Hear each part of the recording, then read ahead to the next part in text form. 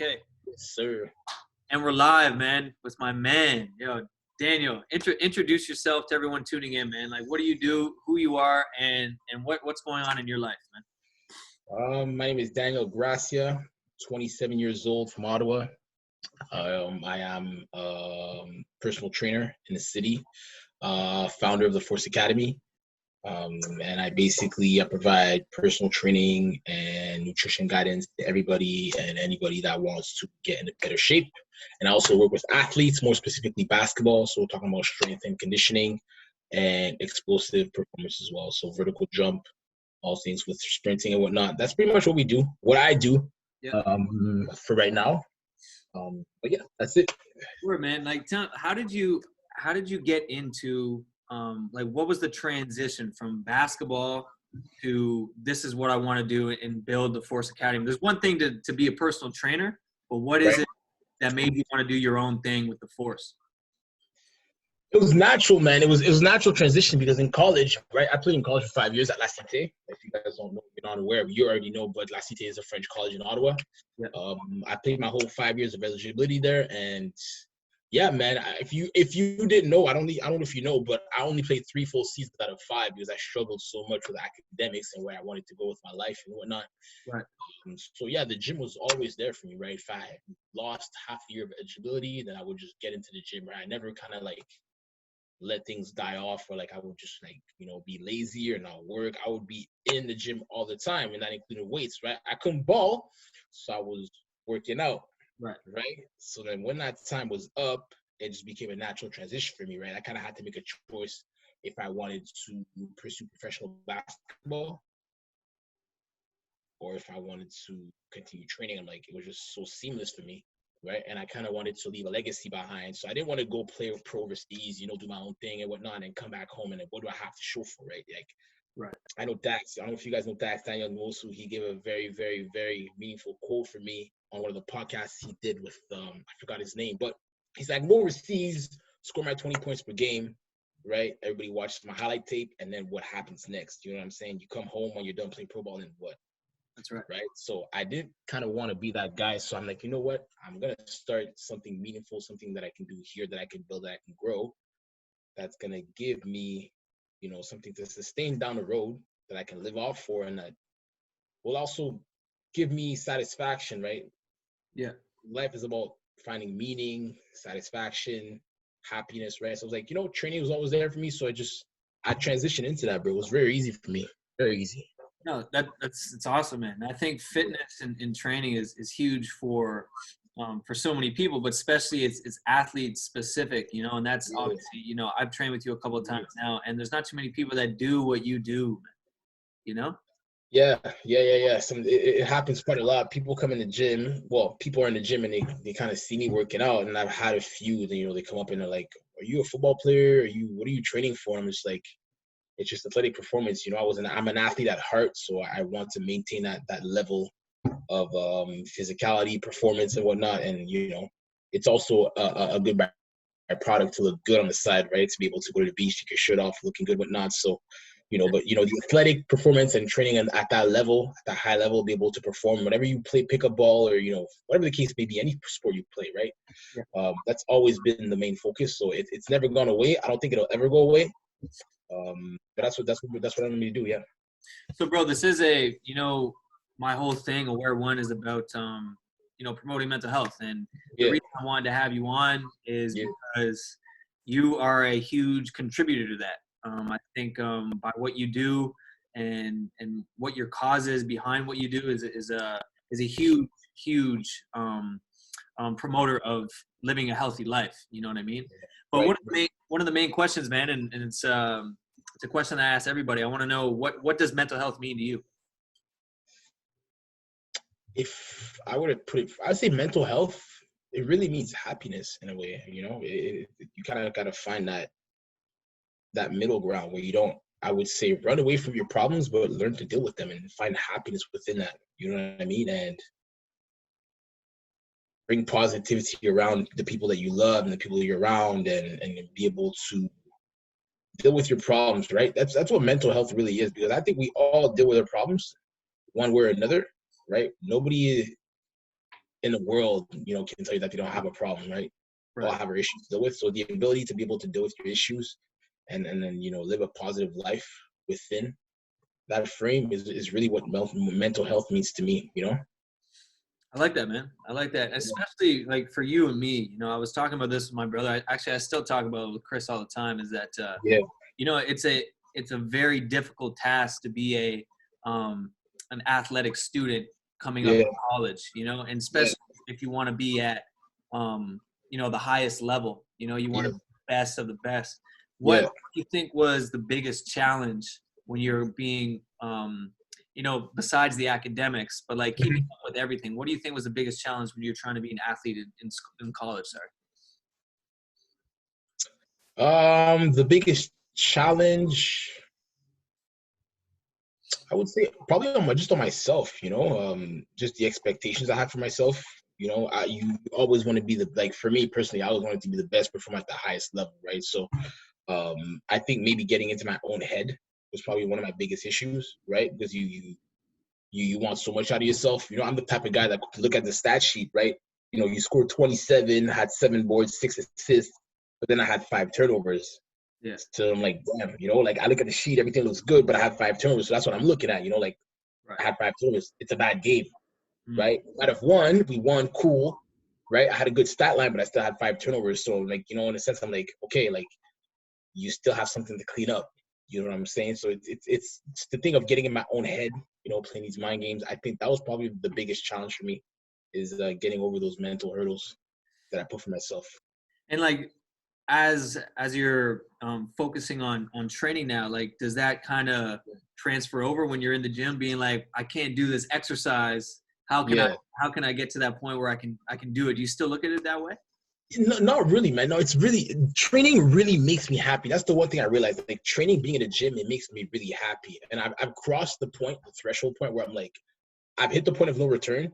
So, we're dealing with Corona right now. And we can't go to the gym, but it's like, as soon as the gyms open up again and whatnot, I'm going right back in there. It's a lifetime thing for me. So, it makes me really happy in a nutshell. So let's say if I don't hit a PR on that day, one exercise give me issues. My hips are sore, tight, whatnot. I'm always able to modify and adjust and figure out a way to get around those hurdles for that day without putting too much pressure on myself. Because at the end of the day, the weights have always been there for me, and they will always be there for me. So it's kind of a thing where if you have a problem with the gym or an issue with an exercise, you just work around it. Next day is the new day, and then you get right back in there. It's not a problem. I hear you, man. And side note, for the gyms back in Ontario, I don't know what it is for you guys over there. But I think I've heard the word that we're going to be reopening gyms in the next week here in British Columbia. Nice. What's going on in Ontario? Right now, we're looking at June 2nd. That's the date. Well, at least for the gym where I train my clients, because I'm working as a contractor. So I know that certain small businesses are supposed to reopen on the 2nd of June. So that's the timeline right now. I read an article about Good Life. The Good Life CEO, he said he wanted to implement a 3-step phase plan to reopen Good Life, which would be 6 weeks after small businesses are allowed to reopen. So sometime after Canada Day, I think Good Life is going to reopen. Oh, shit. Yeah. So I think small gym owners and whatnot are going to be able to reopen from the 2nd of June. Right. We're still waiting for the guidelines, masks and whatnot. Does everybody have to wear gloves and all that? We don't know yet. We don't know. Yeah, there's so many, man. Man, a question I had, so you have, during this time of the pandemic, bro, how are you and your clients kind of navigating around this whole thing? What are you doing with your clients, and what do you got them doing? How is that working? Yeah, well, most are running pretty much through the application that I use with them. The same application we use at the gym to track their weights, the sets that we've done, all the exercises and whatnot. They use that same application at home for those that have the available equipment. So they're still doing home workouts. They're still getting it in. I have the girls that I'm running the glute masterclass with. We're doing workouts 3 times a week instead of 2. But yeah, it's just the whole thing has just gone online for the most part, right? And the real problem that's been with this pandemic is that some of us have waited too long to buy equipment because we didn't know how long it would last. Yeah, yeah. Right. So now we're kind of stuck in the middle ground where we want to buy equipment, but everything's sold out. Right. So we had to figure out ways to maneuver around that, and make the workout still effective without doing things that are repetitive in nature. Like nobody wants to do 400 push-ups every week for 5 weeks. Like it's not going to do anything for you, right? A challenge. So it's just been maneuvering around that and finding ways to keep people engaged and challenged within the boundaries that we have right now. Right. And how do you do that, man? How do you keep them into it? How do you keep them motivated to keep on working out? Yeah. Lots of phone calls, texting, communication is very key, I think, and just being honest as well. I think, a lot of people, we're struggling with that right now.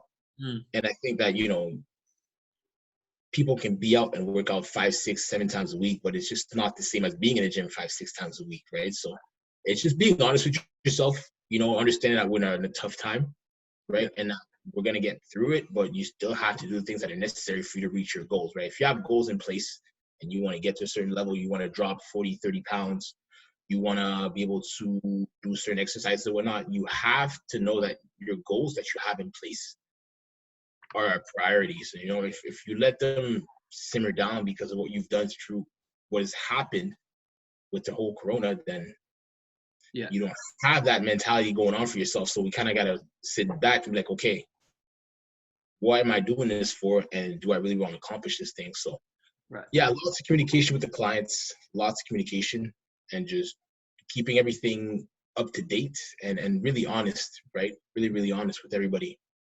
Totally, man. As far as like motivation, bro, like when it comes to you, like I look at you and I see what you have going on online, and obviously, we've been boys for a while, but I mean, every time I do look at like what you have going on, man, I'm inspired, bro. I'm motivated when I see you doing what you're doing, and appreciate that. Yeah, of course, man. But where do you get yours? Where do you get your motivation, your inspiration? I think it's just my inspiration. The game never ends. To me, it's like a game, and the game never ends. The game just never ends, right? Once you reach a certain level, at that new level, you're at the bottom of that level. You know what I'm saying? So you still have to climb up that ladder, right? The 1% of the 1% of the 1%. So I don't know. I just find motivation in just trying to become stronger every day. Trying to jump high every day. Trying to help as many people that I can every day. Right? Providing quality solutions to people that are looking to achieve their goals. Yeah, the game just never ends, man. It never ends. And that's the way it is with life. You know what I'm saying? Like if you get to a certain level per se, let's go with money per se, right? You get a new job, you make 60 grand a year. Okay, you satisfied with that 60 grand a year, or do you want to make 70, 80, 90, 100, right? It's the game just never ends, right? And that's different for everybody, right? Everybody has their threshold where they feel comfortable, like, okay, like I'm good where I'm at. Yeah. I don't feel comfortable where I'm at, especially when it comes to training. Like there's always something to improve. And that's the way life is, right? Because once you become stale, stagnant, and that's when life starts to lose meaning for me personally. So it just never ends, man. You just got to keep, every day there's something to improve. Every day is something to be better at. So I like that, man. And I look at it the same way too. Life is never, it's kind of like that, the same, my guy, David Goggins talks about, man, with, there's no such thing as retirement. Exactly. For sure. 100%. Yeah. And I like that. The way I look at it too. Like, I don't imagine myself on a beach when I'm 55 or 60, whatever. I'll probably still be in the gym myself. You know what I mean? Yeah. And because that's just the way life is. Well, how old is Warren Buffett? Is he like 87 some years old? He's still working, still doing conferences, he's still working because he loves what he's doing. Yeah. Right? The game never ends. So that's just really what it is, man. That's the biggest thing, bro. As far as like, Dan, like with your learning curve, how do you keep that learning curve going? Like what do you do to keep that brain? Like you have your own amount of knowledge that you have right now, but how do you keep learning?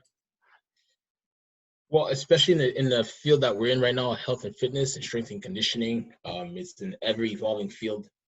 It just never stops when it comes to learning and technological advances and all things of that nature. It just never ends. So you kind of have to stay on top of your game. For me personally, I feel on top of my game when I'm reading personally. I just bought a couple books. One book, Strength and Conditioning, by Vladimir Zatarsky, one of the main, well, one of the, I would say, the inventors of plyometrics per se. It's a Russian strength and conditioning coach, and he wrote that book back in the 60s. So I've been reading that. Wow. Yeah, so reading a lot. I'm also right now participating in the EdgeU platform, which is a strength and conditioning platform that was built by Paul Fabritz, an MBA strength and conditioning coach. Oh, wow. And he's just bridging the gap in between, the science and the practical application to strength and conditioning and training with especially basketball players. So it's a platform that just bridges both together, makes the learning curve easier for people. I've been reading a lot of that, a lot of presentations, slideshows, things of that nature. So that's what I've been pretty much doing for the most part. Nice. And I also have to renew my precision nutrition coaching certification. My level 1 nutrition is actually up this month. So I have to get that done. So I got to run through the book again and recertify for that. So how did so you actually make meal plans for your clients as well? Yeah, well, it depends, right? I always give the option. Okay. When it comes to nutrition, obviously training and nutrition goes hand in hand. That's why I felt the need to get a precision nutrition certification to better help my clients. Right. But obviously it takes time and it costs more money, obviously. So I always give the option, right? There's an option with nutrition plan, without nutrition plan when it comes to training. But even though some people don't take that nutrition plan, I always give simple nutrition guidelines, and like drinking the water, all things of that nature, make sure to get enough veggies, sleep, all things that relate to the training. Because if you don't have any control on the nutrition and are left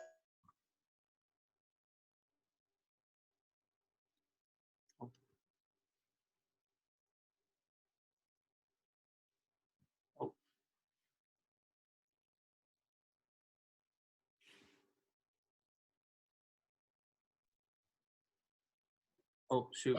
froze, you good? Yeah, we're good now. We're good. Good. Sorry about that. Yeah, it's all good. It's all good. That's dope though, man. That's good. Back to the books, man. I want to know because I like to read a lot too, man. And I know you're a big reader, but what do you think has been the most influential book to you, and why? Whoa, the most influential book to me. You're throwing a haymaker at me right now, man. I know that's a big one. Influential book to me. I couldn't tell you, man. I got a few that I like, man. I got a few that come into my mind, but I really think one of the biggest ones for me, it has to be The 50th Law by Robert Greene and 50 Cent. Yeah. And it's a follow-up from The 40 Laws of Power, from Robert Greene. And that book itself, it just speaks about fear. Yeah. And fear, how fear is an illusion and fear is not real. And they used a lot of historical examples from the past, from the 1600s, 1700s, to really break it down to you and show you life examples on how fear was in front of their faces, and it's not a real thing. It's literally fabricated. So yeah, that had to be one of my most influential. I ran through the whole book. I kid you not. I read the whole thing in maybe a week, maybe like 200 pages a week. And usually I take my time with books, but I devoured that book. I devoured it, and it was really, that was one of the books that set the tone for me. Like, okay, like you need to go full tilt with the force and then do what you do.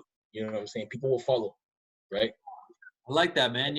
I think one of the biggest things, because I didn't read it, but I listened to it. Mm-hmm.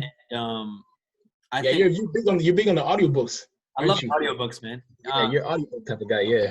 Hard for me to sit still, so I like having stuff in my ears. I usually do it when I go for when I'm stretching or when I'm cleaning the house, or when I'm moving. I think I take it in more often. But I think one of the biggest things that they talk about is navigating around your environment, knowing your environment, and how to navigate in that, and where your surroundings are, and who's in your surroundings, 100%. How are these people moving, and what are the, what is the lowest type class person doing? What's the highest type class person doing? And kind of just sitting back and learning, studying them. I think that's the biggest thing, is your environment.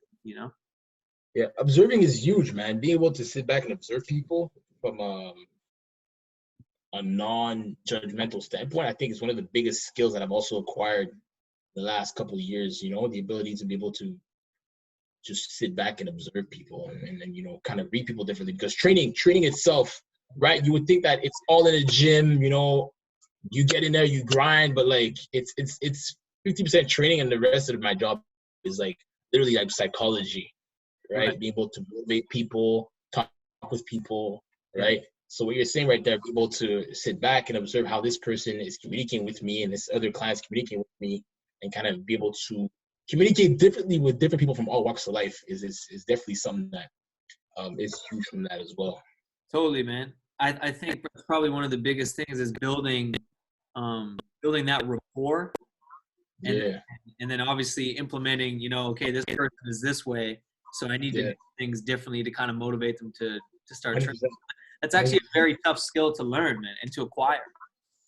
Huge. It's so tough, but you know, because you're raised a certain way, right? You do things, you talk with people a certain way, but then when you start to deal with all types of different people, like, okay, like they're not gonna understand my slang, like they're not gonna understand like what I move. Like you gotta be able to like get into their world and kind of see how they're operating and kind of maneuver around that, you know? Right. Yeah.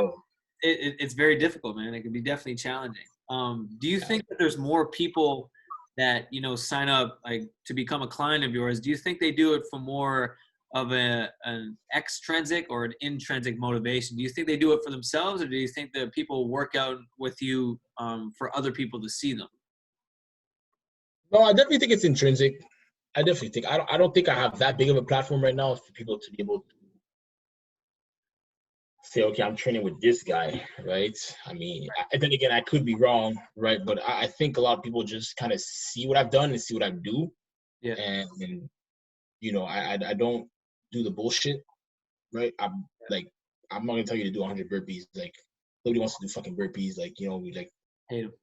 Right, you need, like, especially people that want to lose weight, right? Like, you need to be able to build muscle, right? When you build muscle, you increase your BMR. When you increase your BMR, it's very less likely that you will go back to the weight you were if you have more muscle mass, because with muscle mass, it takes more calories to maintain that, so you can eat more. But if you ever happen to go back on being a couch potato, right, your BMR is still raised, you have that muscle mass that you built, right? So it's going to take a lot more for you to put that weight back on, right? So I just think in general, people see what I do. They like what I'm doing.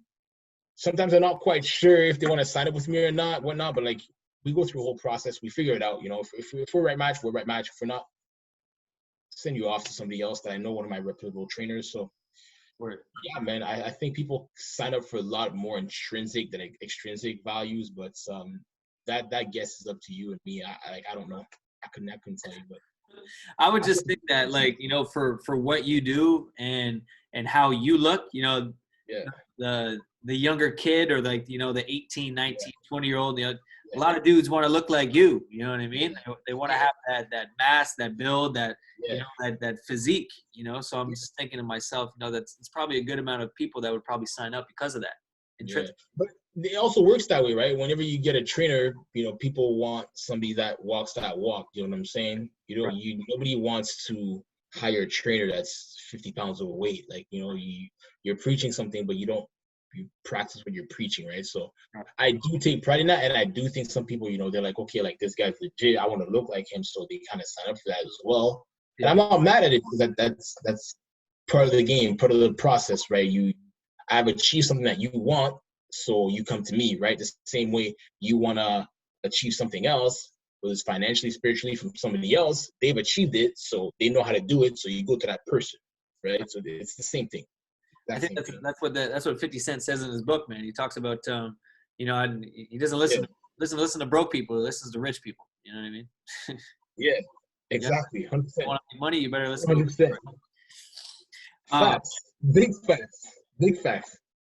Man, what's the plan for the Force Academy? What do you see like down the road? You know what I mean? What do you see down for you and the Force Academy? What are the plans and what are the goals? The plans and the goals. Obviously, you know, my in-person clientele right now is still growing, so that's cool, obviously. But the brand, I want to take the brand, you know, mainly online for the most part. So I definitely want to be able to. It just allows you to reach more people across the world, you know, top to bottom. whether you're here in Canada or you're out in South Africa or wherever you may be, you know, it doesn't matter, right? You'll be able to reach so many more people through the internet. So definitely that's the route I want to go. I want to be able to release a few workout programs that have been in the work for so long that I have not released. Because I'm such a perfectionist. I hate to use that word, but I'm such a perfect. I want everything to be perfect in a sense. Me too. So I hold off for a lot of things. Yeah. But definitely some workout programs that I put a lot of thought into it, and you know, a lot of, because also my training philosophy has changed over the years. Right, when I was in college, I was just cranking the weights, right, like destroying the weights. I had no idea what I was doing. I was just in there every day. We're doing shoulders. All right, we're doing shoulders till you can't feel the shoulders no more. Right? We're doing arms till you can't feel the arms no more. Now everything's a lot more. It's changed, right? It's a lot more. There's a lot more thought that goes into the training and whatnot. So, right, the programs that I might have written and then put together before are ever evolving from what I want to release now. So definitely a lot of workout programs that can help as many people across the world. We already have the apparel, of course, as you can see, the hoodie that you're wearing right now, the hoodie that I'm wearing. These were supposed to come out last March. I put that on hold just because of the whole Corona thing. Yeah. I'm not an apparel brand per se, not an apparel brand whatsoever, but definitely want to release more apparel. People are asking for it. I think it looks nice. I like the quality. I'm always about quality over quantity, whatever the case may be. I swear this is definitely the nicest zip-up hoodie I've ever owned, I think. There you go. And I pride myself in that, you know, and it's exclusive. Not a lot of people have it, right? People want it, but not a lot of people have it. So I definitely want to become probably like an exclusive apparel brand. And I also want to work with a lot more basketball players in general, right? When it comes to strength and conditioning. I'm definitely going to release a program for that for basketball players. And I want to work hands-on with basketball players as well. I know Paul Fabris, PJ, got a whole basketball court in his backyard, training like a small training facility at his house. So that would be like one of the main goals for me, to be able to have that and be able to bring in players in and train them. And not only that, players as well, but just people from all walks of life as well. You know, I want to be able to help as many people as I can. And the force is the only way I know how to do it. So you think you're going to have like your own like studio, your own gym? For sure. Look, I don't know if I want to own a gym per se one day, but I definitely want to have a place where I can bring in people in with some private workouts. Right. Really get to the grind. Yeah, for sure. I like that, man. I like that. One thing I want to talk about, man, you know what? I think the biggest thing, you know, for anyone that's working out or trying to get in shape or whatever, it comes down to discipline, man.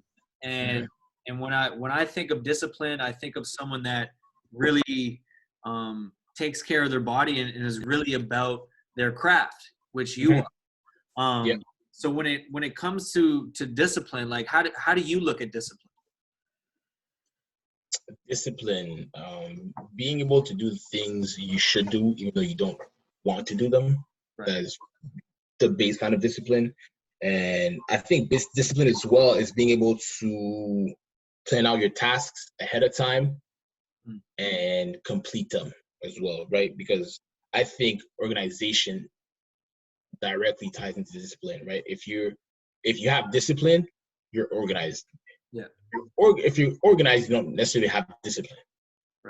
Right. So you got to be able to be disciplined and be organized at the same time. So that's the gap that I feel people need to be able to bridge, right? And priorities come into that as well, right? So if you're disciplined, you're organized, and you have priorities, all three tied together, I think at that point, then you have a really, really, really solid base to be able to accomplish the things you want to do.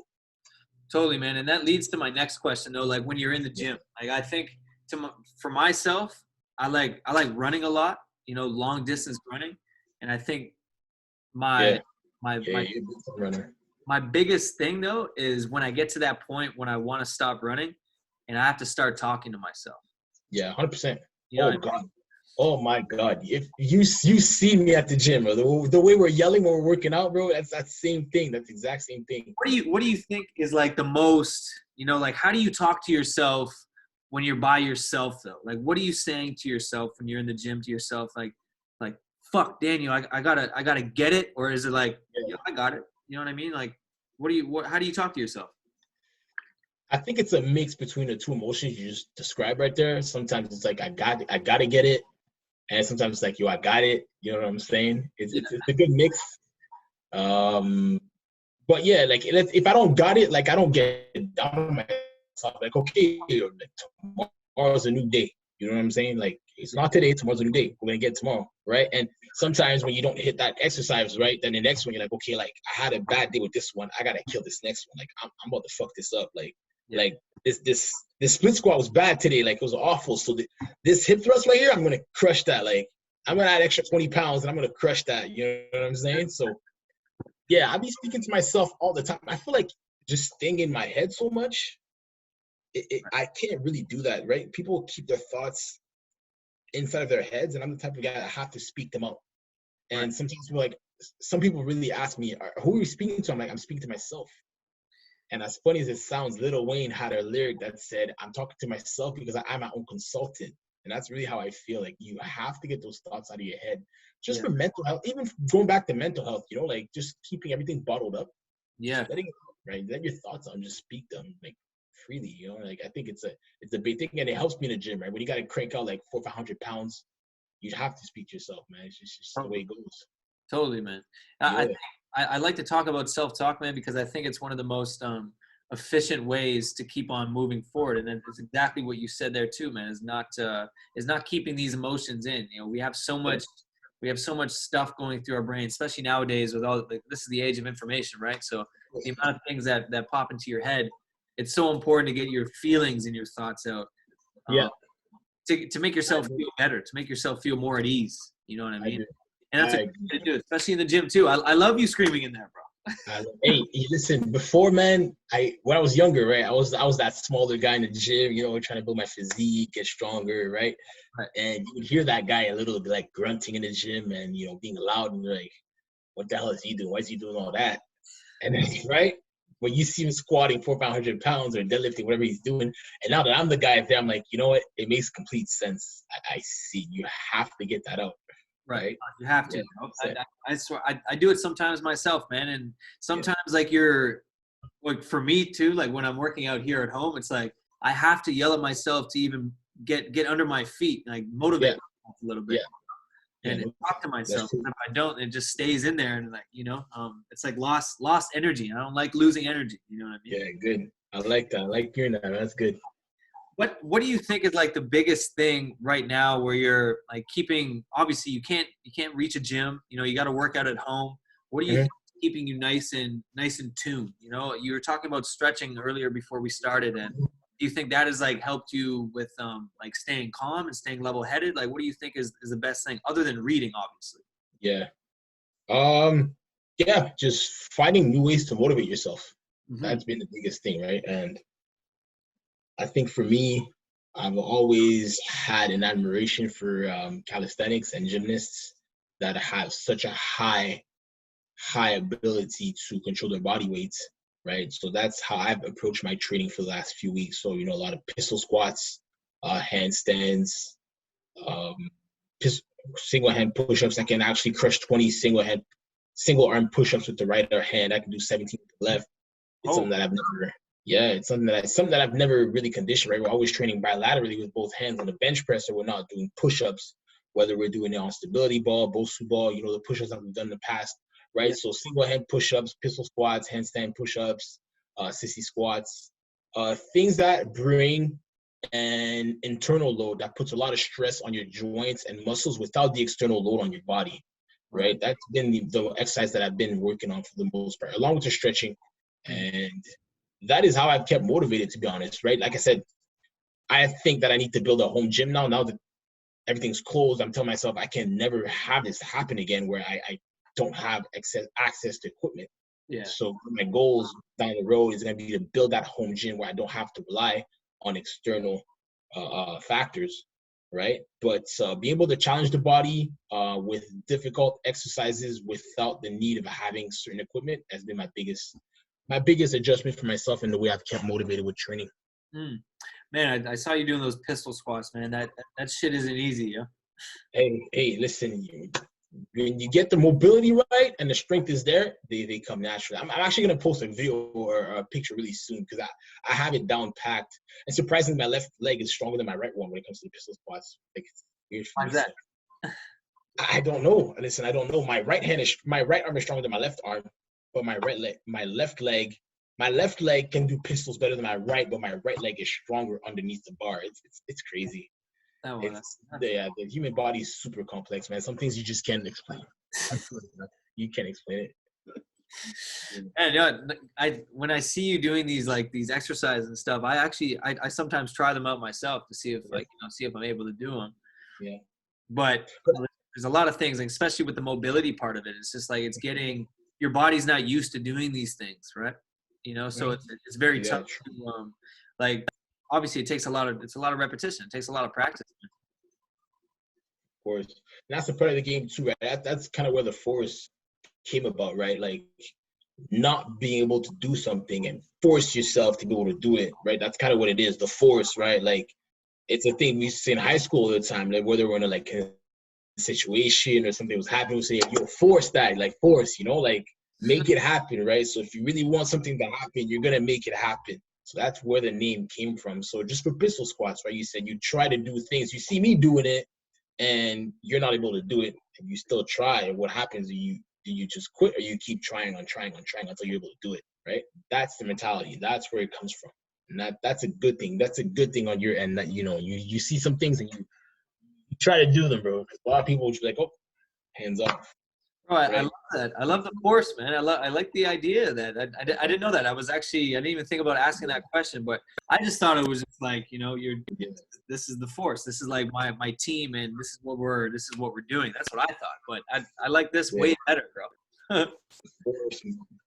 That's dope, man. That's where it comes from, man. It's just the ability to take a situation that's negative and turn it into a positive. That's where it comes from. Yeah, 100%. For people listening in, to my podcast of Aware One, man, like being more aware of yourself. What for, like, back to the mental health thing. For people listening, like, what do you think? What do you think? What advice can you give for someone that's going through something? Whether it is they're going through a depressive episode, or they're having a hard time struggling in the gym. Anyone going through a hard time right now, man, what do you think is the best advice, especially during this pandemic, that you can give? The only thing that comes to mind, man, is never give up. You never give up. You can never give up, man. Anybody, your family, your parents, your friends, everybody can quit on you. You should never ever allow yourself to give up on yourself, man. Whenever all odds are stacked against you, whatever the case may be, you can never give up on yourself, because you're the only thing you have at the end of the day. You born alone, you die alone. You know what I'm saying? Mm-hmm. So you could never ever you could be at the lowest of the lows, right? And at one point, it's always gonna get better, man. If you don't give up, it's gonna get better. It's gonna get better. So that's for me a huge motivator, and I think a lot of people can draw from that, is that you can just never give up on yourself, man. Never ever. I love that, bro. I love that. Yeah. I think that's one of the most, especially during this time, man. There's so many people that are going through highs and lows. Not being able to support themselves or their family, losing motivation, people that don't have access to, there's so many things. And I think, never giving up, man. It's always going to get better. Even if you're at your lowest point, there's always a way to get better, and there's always ways to figure that out, man. So I'm happy. We always say 2 steps back, 1 step back, 2 steps forward. That's the way you got to look at life, man. That's the way you got to look at life. Bro, thank you so much for doing this, man. There's going to be, once I have this all posted, I'm sure there's going to be so many people that are going to benefit from, the way that you look at life, man. You look like such an intimidating man, but if people actually got to know you, it'd be like, they wouldn't. The amount of times I hear this, man, like, I'm scared of you. I'm scared to approach you. You're so mean. I'm like, listen, man, like, can you speak with me, man? Like, I'm a nice guy. I'd like to think I'm a nice guy, but I don't know, man. I don't know.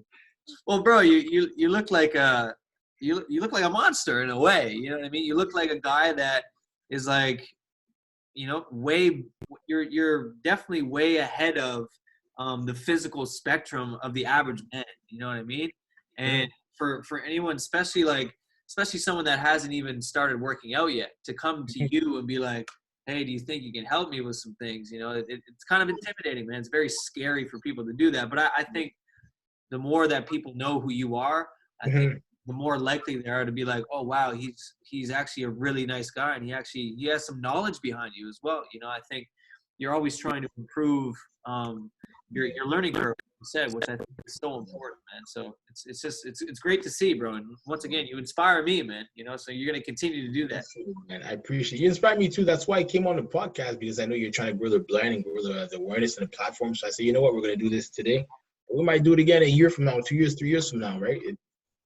We're all in the growing process, including myself, right? I'm learning to, like I said, cater to all types of people. So you know that persona you're talking about, that tough guy, right? I'm trying to be able to reach that 43-year-old women that, you know, might look at me like, oh my God, this guy's so intimidating, right? Be able to speak to them, connect with them as well. It's something that I'm working on, but I appreciate it, man. I really do. No, definitely, man. And I know that there's going to be so many big things coming from you and the Force Academy, bro. I'm just, I'm happy to be, you know, a part of the movement and seeing you, Of course, where you were at and where you're at now, and how you're going into the person, man. I'm fortunate and blessed to have you as a friend and a brother. You know what I mean? So, Derek, you know how much respect I have for you, man. Come on, bro. You're one of the first guys I looked at. No lie, you're one of the first guys I looked at. I remember back, we went to the Wolverines trial back in grade 9. I was like, yo, this guy's nice. Like, he's nice. Like, he's better than me in basketball. Like, you know, like I could say that, look at you and say that. You know what I'm saying? So, you know, the respect is very mutual, my guy. You already know. Definitely, man. Thank you so much, Dan. And for everyone listening in, man, Daniel Garcia, please go follow this guy. Please look at his content and become a client, whatever you need to do. He has your physical fitness plan ready for you. And you know, I'm gonna keep on promoting you, Dan, like as much as I can, bro, from afar over on this side of the country, bro. I'm gonna do my best. And just thank you once again, man. So you have a killer day, and thanks for coming on the cast, man. Listen, man, I'm gonna see you soon. You know I gotta come out there, bro. I'm waiting for you, of course. I know you're coming back, but I gotta come out to BC, man. You know I gotta be out there one day, man. You have to see it, man. It's the mountains, it's the lakes, it's everything, man. It's beautiful, natural beauty out here. God's country. That's what they call it. Yeah, I wanted to, like you already know, I wanted to come early spring, late spring, but the whole corona just fucked everything up. So by the end of 2020, if not 2021, man, I'm gonna be out there with you, bro. I'm gonna see you soon. No, definitely, man. We're gonna make it happen. Don't worry about that. Once everything virus thing is over, we'll make it happen. 100%. Yes, sir. I appreciate you. All right, enjoy your weekend, my guy. Stay blessed. Yeah, you too, man. Thank you so much, Dan. I'll hit you up later, man. Thank you so much. Yes, sir. We'll see you soon. All right, peace, man.